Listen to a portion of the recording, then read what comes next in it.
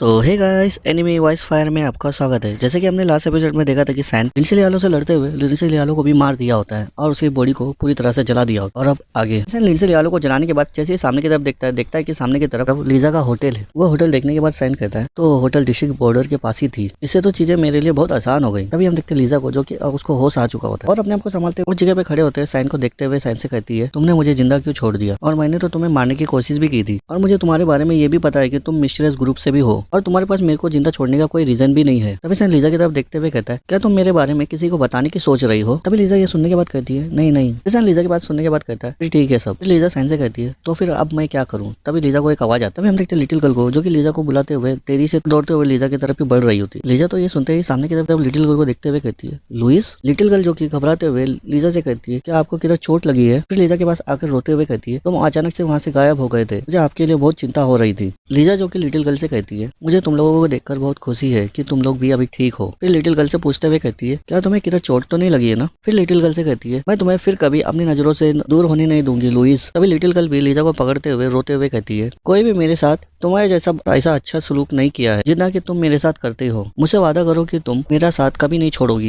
तभी Lisa Louis की बात सुनने के बाद कहती है हम केवल एक पल के लिए ही अलग हुए थे लुइस। तभी से लीजा और लुइस को इतना क्लोज देखने के बाद कहता है ऐसा लगता है कि तुम्हें अपना जॉब मिल गया है, अब जबकि और शेयर चले गए हैं तुम्हें फिर चीजों को रीऑर्गेनाइज करना होगा और ये सुनिश्चित करना कि लुइस गुतर और तुम्हारे तरह ही बड़े ना हो। लीजा जो कि सैन की बातें सुनने के बाद कहती है हाँ मैं ऐसा ही करूंगी। फिर सैन लिटिल गर्ल के सामने बैठकर सर के ऊपर प्यार से हाथ रखते हुए कहता है तुम अच्छी बच्ची बनना और लीजा की ही बातें सुनना, समझ में आया आपको। लिटिल गर्ल ये सुनने के बाद कहती है क्या इसका मतलब है कि आप जा रहे हो। सैन जो कि लिटिल गर्ल से कहता है हाँ मैं अब जा रहा हूँ और अपना ख्याल रखना। ये बोलकर वहाँ से उठकर पीछे मुड़ते हुए वहाँ से जाने लगता है। लीजा आवाज लगाते हुए कहती है क्या तुम कभी वापिस आओगे। सैन भी वहाँ से जाते हुए कहता है मुझे लगता है कि मैं एक दिन यहाँ जरूर आऊंगा, तुमको मुझसे ये प्रॉमिस करना होगा कि तुम यहाँ जरूर आओगे। सैन भी जो कि हल्की सी मुस्कुराते हुए कहता है ठीक है मैं प्रॉमिस करता हूँ। फिर वहाँ से जाते हुए अपने मन में सोचते हुए कहता है मुझे उम्मीद है कि मैं जब आऊंगा मुझे अपने पास्ट के लाइफ में किया गया कर्मों का विटनेस नहीं बनना पड़ेगा। तभी यहाँ से सीन चेंज होता है। हमें दिखाया जाता है लिंडसे लियालो के नाइफ को जो सरिका के हाथ में दे दिया होता है। सरिका जो कि उस नाइफ को देखते हुए कहती है तो तुमने लिंडसे लियालो को सक्सेसफुली खत्म कर दिया है। फिर कहती है मुझे नहीं लगता कि ये इतना आसान था। सैन जो कि लीजा से कहता है जब तुमने मुझे वहाँ भेजा था तुम्हें एग्जैक्टली पता था कि तुम क्या कर रही हो करके, है ना। लीजा जो कि सैन की बातें सुनने के बाद कहती है बिल्कुल, और मेरे को लगता है कि तुम्हारे पास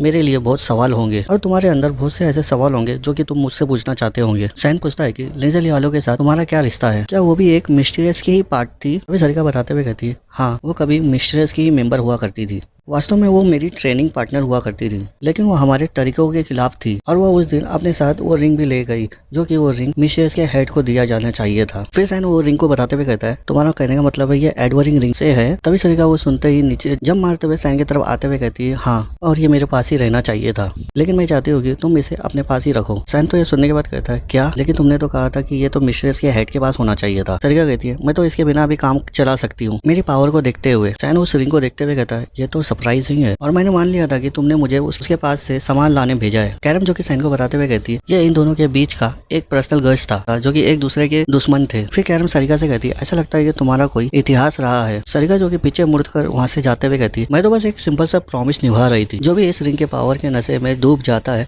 वो करप्शन का शिकार हो जाता है लगभग हमेशा से। सैन सरिका से कहता है तो फिर ये एक तरफ से तो टेस्ट है। फिर सैन उस रिंग को देखते हुए अपने मन में कहता है वो देखना चाहती थी क्या मैं इस रिंग के पावर के नशे में करप्ट ना हो गया हूँ करके। फिर सैन ये सब समझने के बाद सरिका से कहता है क्या तुम मुझे वार्निंग देना चाहती हो, क्या करप्ट होने पर मुझे भी हटा दिया जाएगा। कैरम भी सोचते हुए कहती है अरे ये तो मेरे को भी समझ में आता है। सैन जो कि सरिका से कहता है मैं मिस्टीरियस का सक्सेसर हूँ, क्या तुम्हें मुझ पर अभी भी शक है। सरिका ये सुनने के बाद कहती है ये देखना बाकी है कि तुम हीरो बनोगे या फिर उसके उलट, और मुझे लगता है कि ऐसा टेस्ट सक्सेसर के लिए फेयर रहेगा और कौन जानता है कि तुम्हें कैरम ने मिस्टेक से ही चॉइस कर लिया हो करके। सैन तो मुंह बनाते हुए सरिका से कहता है मैं समझ गया तुम्हारा इंटेंट क्या है, और कैरम को देखते हैं जो कि सरिका की बातें सुनकर एकदम से गुस्सा हो गई होती है और चिढ़ते हुए सरिका को गाली देने लगती है। तभी यहाँ से सीन चेंज होता है। हमें दिखाया जाता है रॉयल अकेडमी के चैंसलर के ऑफिस में। चैंसलर जो कि किसी से कहते हैं नेला इंस्ट्रक्टर के दिशे पर होने के बाद से स्टूडेंट काफी परेशान है। मुझे खेद है कि मैं एक नए इंस्ट्रक्टर के रूप में तुम पर बहुत दबाव डाल रहा हूँ, लेकिन मुझे उम्मीद है कि तुम उन सभी लोगों को अच्छा महसूस कराओगे। बॉडी जो कि चैंसलर की बातों को सुनने के बाद कहता है आप निश्चित रह सकते हो चैंसलर, और स्टूडेंट का सवाल है स्टूडेंट अच्छे हाथों में रहेंगे सर, और मुझे अभी बहुत कुछ सीखना बाकी है लेकिन मैं अपना पूरा कोशिश करूंगा। चैंसलर जो कि बोरिस की मीठी मीठी बातों को सुनते हुए कहते हैं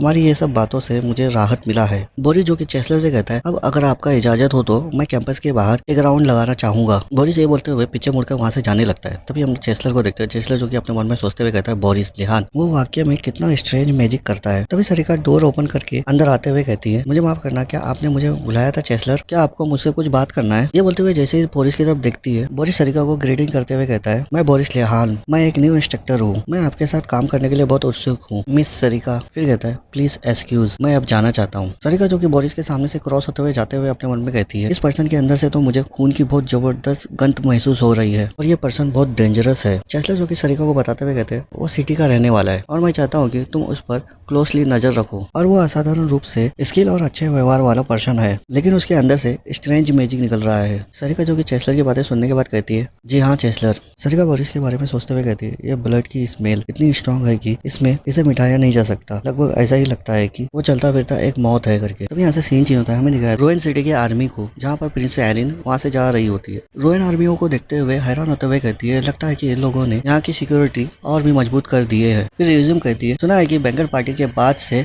आर्मियों को और भी बढ़ा दिया है, लेकिन ये बहुत ज्यादा है और डराने की बात है। प्रिंसेस एरिन यही सब सोचते हुए जा ही रही होती है। तभी उसे आवाज आती है, प्रिंसेस एरिन। ये सुनते ही प्रिंसेस एरिन सामने की तरफ जैसे देखती है कि सामने लुनाओ खड़ी है। एरिन तो एक पल के लिए तो फ्रीज ही हो गई होती है लुनाओ को सामने देखते हुए। तभी लुनाओ धीरे धीरे चलते हुए आते हुए कहती है, हमें बहुत समय हो गया प्रिंसेस एरिन, हमें मिलकर। प्रिंसेस एरिन जो कि लुनाओ को भी अपने साथ लेके चलते हुए कहती है, मुझे खुशी है कि तुम सेफ हो लुनाओ। लुनाओ जो कि हल्की सी मुस्कुराते हुए कहती है, बस ये आपकी मेहरबानी है, सब कुछ आपकी वजह से है योर हाइनेस। प्रिंसेस एरिन जो कि लुनाओ की बातें सुनने के बाद अपना साइड सा मुंह बनाते हुए कहती है, ये सब नॉनसेंस जैसी बातें हैं। तुमने हमारी हेल्प करने के बावजूद भी तुम्हें गलत इल्जाम लगाते हुए तुम्हें भी कस्टडी में डाल दिया गया। लुनाओ कहती है, सच में योर हाइनेस, मैं ठीक हूँ, अब जितना सोचते हो मैं उससे ज्यादा मजबूत हूँ। प्रिंसेस एरिन जो कि रिज्यूम को बताते हुए कहती है, बाय द वे ये रिज्यूम है, ये मेरी स्कूल मेट है। लुनाओ जो कि रिज्यूम को देखते हुए ग्रीटिंग करती है। तभी रिज्यूम कहती है, हेलो, और तारीफ करते हुए कहती है, आप तो सच में बहुत ब्यूटीफुल हो। तभी उन लोगों के सामने एक पर्सन आते हुए कहता है, हेलो, गुड मॉर्निंग। सामने वाला पर्सन बोरिस होता है, जो कि अपना नाम बताते हुए कहता है, मेरा नाम बोरिस है, मैं इस एकेडमी का नया इंस्ट्रक्टर हूँ और मुझे माफ करना, क्या आप प्रिंसेस एरिन हो योर हाइनेस? प्रिंसेस एरिन कहती है, हाँ, और मैंने आपके बारे में सुना हूँ, आप इंस्ट्रक्टर बोरिस है ना, आपको हमें मैजिक सिखाने के लिए अप्लाई किया गया है ना, मैं करेक्ट हूँ ना? बोरिस कहता है, तो आपको पहले से ही पता है, मैं तो अपने आप को बहुत सम्मानित महसूस कर रहा हूँ योर हाइनेस। लुनाओ जो कि बोरिस को ही देख रही होती है, क्योंकि उसे उसके अंदर से कुछ डेंजरस फील हो रहा होता है। बोरिस जो कि हल्की से हंसते हुए कहता है, ये तो कुछ भी नहीं है वास्तव में, मैं तो बस मोस्ट टैलेंटेड स्टूडेंट का मैजिक लेवल चेक कर रहा हूँ यहाँ पर। फिर प्रिंसेस एरिन से कहता है, आप मुझे अपने मैजिक के पावर का एक ऑर्ब दे सकते हो? तभी प्रिंसेस एरिन को देखते हैं, जो कि अपने हाथ में एक पावर का एक ऑर्ब बनाते हुए दिखाते हुए कहती है, ये चलेगा आपको? बोरिस जो कि प्रिंसेस एरिन के हाथ में वो पावर का एक ऑर्ब देखता है। बोरिस के चेहरे में तो एक हल्की सी स्माइल आ जाती है और प्रिंसेस एरिन से कहता है, हाँ बिल्कुल ये सही है। तभी लुनाओ प्रिंसेस एरिन को मना करते हुए कहती है, योर हाइनेस, थोड़ा रुक जाओ, ये सही नहीं है। प्रिंसेस एरिन जो कि लुनाओ से कहती है, क्यों? वो तो सिर्फ मेरा मैजिक का लेवल ही चेक करने जा रहे हैं ना, और इससे क्या गलत हो सकता है? बोरिस हंसते हुए प्रिंसेस से कहता है, बिल्कुल सही, बस इसमें 1 ही मिनट लगेगा। ये बोलते हुए जैसे वो और को लेने जाता है, तभी सैन तेजी से आते हुए प्रिंसेस एरिन का हाथ पकड़ते हुए कहता है, तुम ये क्या करने जा रही हो? सैन को ऐसा करता हुआ देख के तो तीनों तो एकदम से हैरान हो गए होते। प्रिंसेस एरिन जो कि सैन को देखते हुए कहती है, सैन। तभी सैन बहुत गुस्से में होता है और बोरिस को देखते हुए कहता है, क्यों? ये यहाँ पर क्या कर रहा है? रोएन एकेडमी के अंदर बोरिस लिहान